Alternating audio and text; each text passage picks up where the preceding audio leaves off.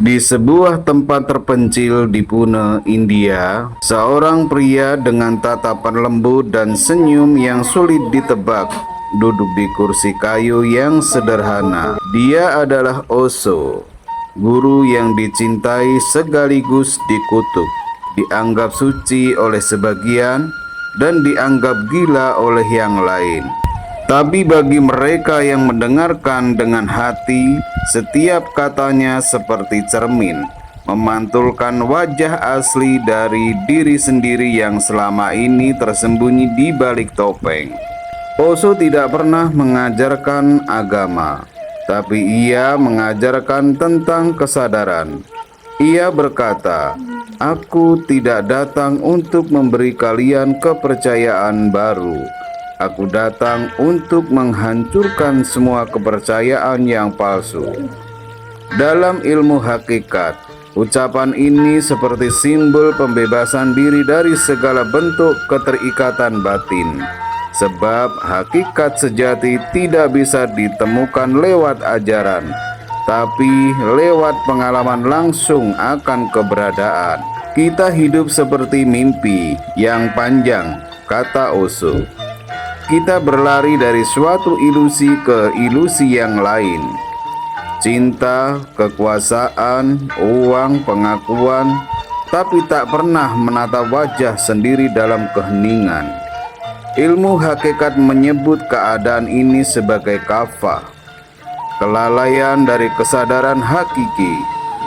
Dan disinilah Osho hadir, bukan sebagai nabi, melainkan sebagai cermin besar yang memantulkan kebodohan kita dengan tawa. Bayangkan seorang murid yang datang kepada Osho dan berkata, "Guru, aku ingin tercerahkan."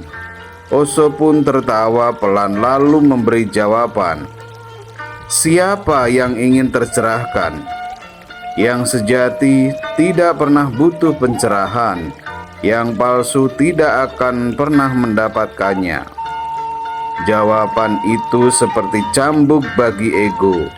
Dalam ilmu hakikat, ini disebut fana, lenyapnya diri agar diri sejati dapat muncul. Osho sering menggunakan paradoks, menyuruh kita menari untuk menemukan diam dan menyuruh kita diam agar menemukan tarian. Ia mengajarkan bahwa kesadaran bukan hasil dari berpikir, melainkan hasil dari berhenti berpikir. Dalam bahasa hakikat, ini adalah tahap suku, ketika akal berhenti berdebat dan hati menjadi jernih seperti permukaan air yang memantulkan ke langit. Bagi Osho, cinta bukanlah perasaan romantis yang diciptakan manusia. Cinta adalah keadaan alami ketika seseorang bebas dari rasa takut dan kepemilikan. Ia berkata, "Ketika kau mencintai, jangan jadi pemilik. Jadilah teman, bukan pagar." Dalam ilmu hakikat, cinta seperti energi ilahi yang mengalir tanpa arah, menyatukan segala sesuatu tanpa menuntut balasan. Namun, perjalanan menuju kesadaran tidaklah mudah. Ego akan menjerit, tubuh akan melawan, pikiran akan menggoda. Osho menyebutnya sebagai proses kematian batin. Dalam ilmu hakikat, ini disebut mati sebelum mati, bukan kematian fisik, tapi kematian semua kepalsuan yang menutupi cahaya sejati dalam diri manusia. Suatu hari, Osho ditanya, "Apakah Tuhan itu ada?" Ia tersenyum lalu menjawab, "Tidak, Tuhan tidak ada. Tapi keberadaan ini adalah Tuhan." Ia tidak menolak Tuhan, tapi menolak konsep tentang Tuhan. Karena bagi Osho, begitu kau memberi nama pada yang tak terbatas, maka kau telah memperkecilkannya. Hakikat Tuhan tidak bisa disebut, hanya bisa diresapi dalam diam yang hidup. Ilmu hakikat mengajarkan bahwa segala sesuatu hanyalah pancaran dari sesuatu dari sang sumber. Osho berkata, "Kamu adalah percikan dari api yang sama, hanya lupa bahwa kau pernah menyala." Saat seseorang sadar akan hal ini, ia tidak lagi mencari Tuhan di langit, melainkan menemukannya di setiap tarikan nafas. Bagi Osho, meditasi bukan ritual tapi cara hidup. Ia menyuruh muridnya untuk makan dengan sadar, berjalan dengan sadar, bahkan marah pun dengan sadar. Sebab bagi Osho, kesadaran bukan untuk melarikan diri dari dunia, tapi untuk hidup di dalamnya tanpa terikat olehnya. Dalam hakikat, ini disebut bako, hidup kembali di dunia sebagai lenyapnya ego. Orang sering menuduh Osho sebagai pemberontak karena ia menertawakan moral palsu, menentang sistem agama, dan berbicara terbuka tentang seksualitas. Tapi di balik semua itu, ia ingin manusia mengenal Tuhannya sebagian dari kesucian.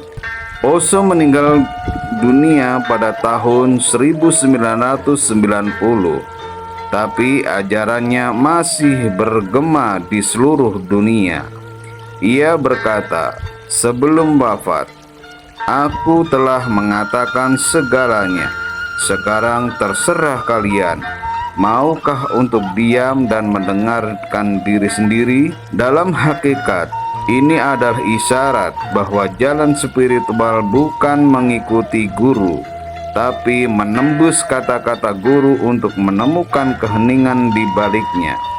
Dan pada akhirnya, Osho bukan hanya guru, ia adalah jalan menuju pemahaman diri. Ia menuntun manusia untuk kembali ke dalam, untuk menatap wajah yang lama terlupakan di dalam cermin hati. Di sana, di balik segala ilusi, ada sesuatu yang tidak pernah lahir dan tidak pernah mati. Kesadaran murni. Suatu malam di Taman Ashram, langit begitu tenang. Osho duduk di bawah pohon, menghadap murid-muridnya yang duduk melingkar. Ia tidak banyak bicara dalam malam itu, hanya menatap mereka satu persatu. Lalu ia berkata, "Pelan-pelan, ada 3 gerbang yang harus kau lalui sebelum mengenal dirimu sendiri. Gerbang pertama, kesadaran tubuh. Gerbang kedua, kesadaran pikiran. Kesadaran yang ketiga, kesadaran jiwa." 3 gerbang itu dalam ilmu hakikat mirip dengan perjalanan menuju panah, bako, dan nur marifat. Gerbang pertama, kesadaran tubuh. Osho berkata, tubuhmu bukanlah musuhmu. Ia adalah pintu pertama menuju keheningan. Dalam tahap ini, seseorang belajar mendengarkan tubuh, bukan menentangnya. Gerbang kedua, kesadaran pikiran. Ketika tubuh telah tenang, pikiran mulai terlihat seperti awan di langit yang luas. Osho berkata, "Jangan lawan pikiranmu, saksikan saja. Saat kau melawan, kau memberi tenaga. Saat kau menyaksikannya, ia perlahan menghilang." Gerbang ketiga, kesadaran jiwa. Inilah tahap bako, di mana diri sejati hidup kembali tanpa ego. Osho berkata, saat kau tak lagi menjadi seseorang yang kau menjadi segalanya. Setelah 3 gerbang itu, ada satu keadaan yang tak bisa dijelaskan dengan kata-kata, yaitu nurfat, mekarnya kesadaran. Dalam ilmu hakikat, ini adalah saat cahaya ilahi menampakkan dirinya di dalam diri manusia. Tidak ada lagi guru, murid, Tuhan, atau manusia. Yang tersisa hanya kesadaran murni yang terlihat dirinya sendiri. Osho berkata, saat bunga mekar, ia tidak berteriak kepada dunia, ia hanya wangi itu saja. Dalam tahap ini, seseorang tidak lagi mengejar surga atau takut pada neraka. Ia hidup dalam keadaan yang disebut ada. Semua tindakannya menjadi doa, semua diamnya menjadi ibadah. Osho berkata, jika kau sadar bahkan nafasmu adalah meditasi, kau lupa bahkan salatmu hanyalah kebiasaan. Kalimat itu mengguncang banyak orang, tapi di baliknya tersembunyi kebenaran hakikat bahwa kesucian bukan pada bentuk ibadah, tapi pada bentuk hadirnya kesadaran dalam setiap detik kehidupan. Murid-murid yang tidak dengan Osho sering menangis, bukan karena sedih, tapi karena sadar bahwa mereka telah lama hidup tanpa benar-benar hidup. Osho berkata, kau tidak perlu pergi ke Himalaya untuk menemukan Tuhan. Cukup heningkan dirimu sendiri.